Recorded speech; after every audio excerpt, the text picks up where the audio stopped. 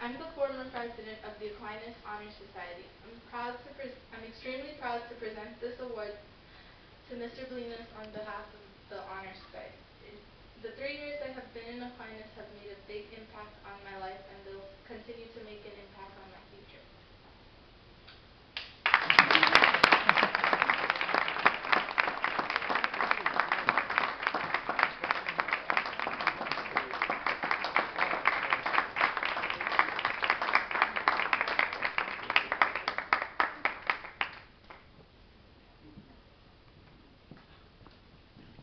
Thank you very much. This is not our league. This is way beyond our league. My students are between the ages of 11 and 13. And that's the group that you see in the brochure. And that's a small group. We've been in operation for 7 years, 2004. And it's my love of history. I've always taught history, and it's almost 30 years now. And I've always wanted to leave a legacy, and it's through the students. And I thought that teaching them, preparing them, getting them ready for the future is something that will help preserve what we have. I've always believed that it takes a whole community it takes a village to raise a child. And so I always sought out different groups, historical societies, even the cemetery in our area. And it made it so easy for the students to go into these areas and do what they can and bring things to the community. As I said, it takes an entire village, and I have people very important to the group. And we have parents, and I have Amne's mom and Mr. Lewis, who's another parent who came. And students. We also have the vice president, and that's Leah Lewis.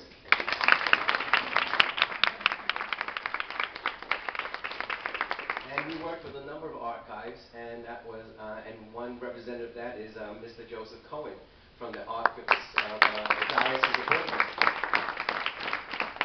And we have students who come back, and Derek goes to Columbia now.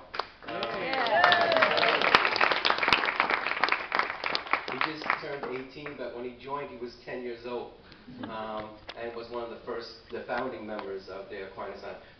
Aquinas was named in honor of St. Thomas, and an important part of it, of course, is our principal, and that's Miss Breen.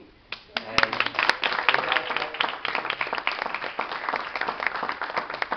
without her support, and she always is eager to see what we're doing and wants to know how we can improve on different things, and it's been a delight.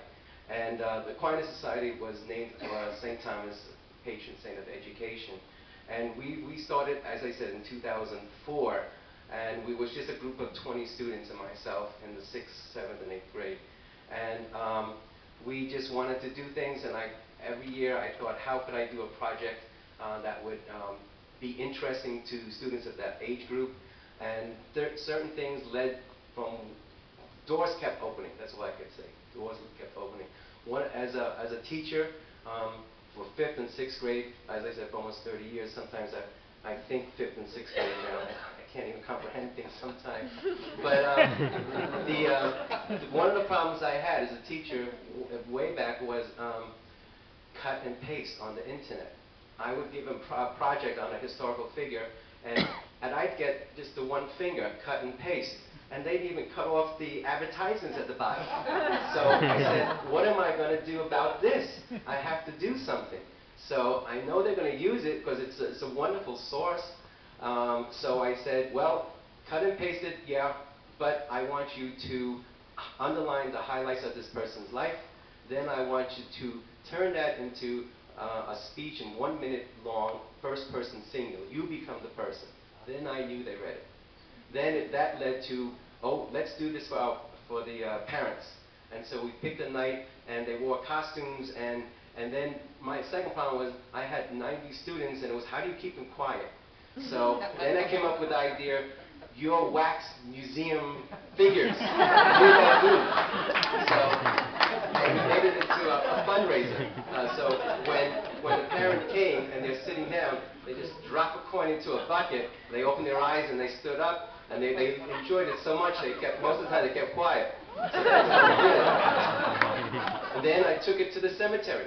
Because a local cemetery, there was a president who lived near the school, and I said, wouldn't this be fantastic for the students to research the famous people at the cemetery? And that's how we started with the Spirits Alive, which is an event now that is going to be this Saturday. And what happens is the students started it. They all wore different costumes, they studied, and they stood by the graves of these famous Queens residents, New York residents, United States residents, and they gave their 1-minute speech. And now it's become very large, and as I said, it's going to be this Saturday. But we keep going on. I believe Jacob Reese is like our patron, because one of the interred at Maple Grove is Elizabeth Reese, the wife of Jacob Reese, America's first photojournalist. So we put it online, the pictures are there, and then I got an email, and I got very nervous because it was, that picture is by my great-grandmother's grave. Who are you? And I told her, I explained everything, and she said, and then she sent a very nice email saying, I'm the great-granddaughter of Jacob and Elizabeth Reese. I love what you're doing, and I had no idea she was buried there. We had lost track of her grave. So she came, and she had a foundation, and she gave the students $10,000 to become ambassadors. Derek, one of the things that we did was we went to the birthplace of Jacob Reese, and Derek, at 11, was there as an ambassador for the society, and we presented a book to the Princess Benedict of Denmark.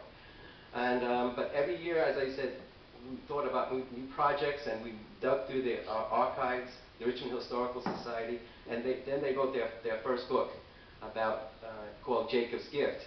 And because we found a little newspaper article that Jacob Reese brought Christmas caroling to America in 1911, and this Christmas is the 100th anniversary of Christmas caroling in America, and it was in Queens.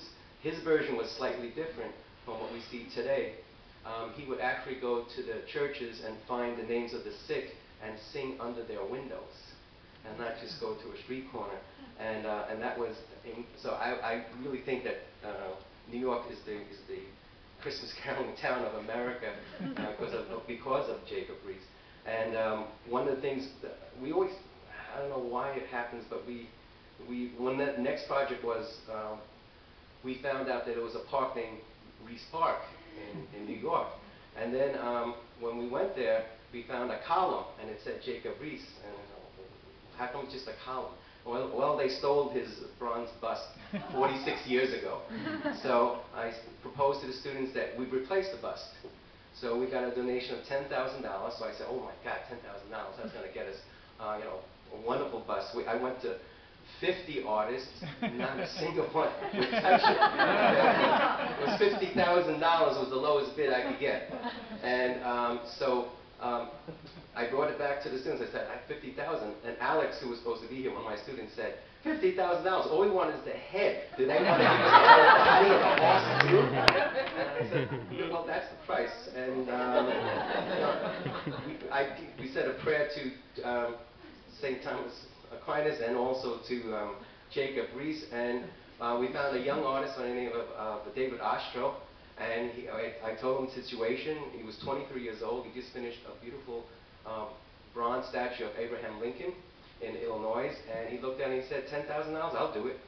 And he did it. He did it, and I said, it was going to be plastic. He said, no, it will be bronze. And he did it. And it was dedicated last year, 2010. And it's at Reese Park right now. And it's phenomenal. He's been called the new Rodin of America, and he's 24 now. And I was just told that from the Parks Department, they for insurance, they appraised it at $100,000. Wow. So and I told the students that was a gift to the United States because it's a federal park, and because they were worried. They said, what if someone stole it again? And I said, well, then the FBI would be on it because it's a federal park.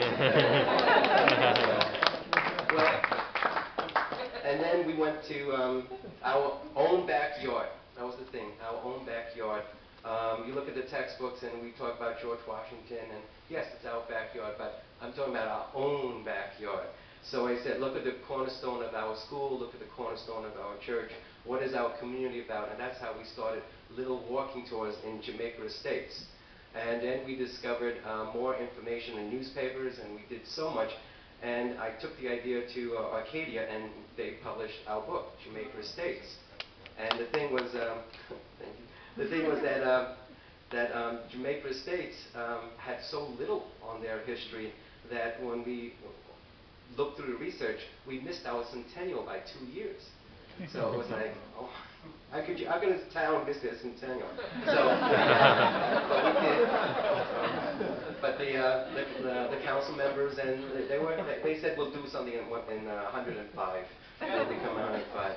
So we did something on, and that led to, of course, Jamaica Estates was the daughter village of an even older village, and that's Jamaica. And so we started our first chapter, the mother village, Jamaica. And we saw that it was a Dutch settlement, 1656. Peter Stuyvesant gave the charter, and then it became English settlement in 1664. We learned that the name Jamaica comes from an Indian word that means beaver, land of the beaver. And that first chapter took almost 4 years to work on this. And Arcadia said that there's no book on Jamaica. So in 2010 this came out, and then he said, let's do another one. So again, this came out in March on the history of Jamaica. And so we're working on that one. And in their research, we found that there was a court case about desegregation of schools. My students were shocked that there was a black school and a white school in our town. And they said, no, that's in the South. I said, no, it wasn't. And so they tracked down the original building. It's not there, but it's on the soccer field of York College. And so we wanted to put a historical plaque. But we're working now on doing a mock trial about these people who were there. And that was one of the things we want to do. And on October 27th, we have a meeting with at the Congressman Joseph Adabo building, the federal building, because we want to put a historical plaque, because we discovered that on the site of that building was the Jamaica Hotel, which in 1790, where George Washington actually slept there, and he wrote about it in his diary. So we have a plaque ready to go, and we just need their approval to do it.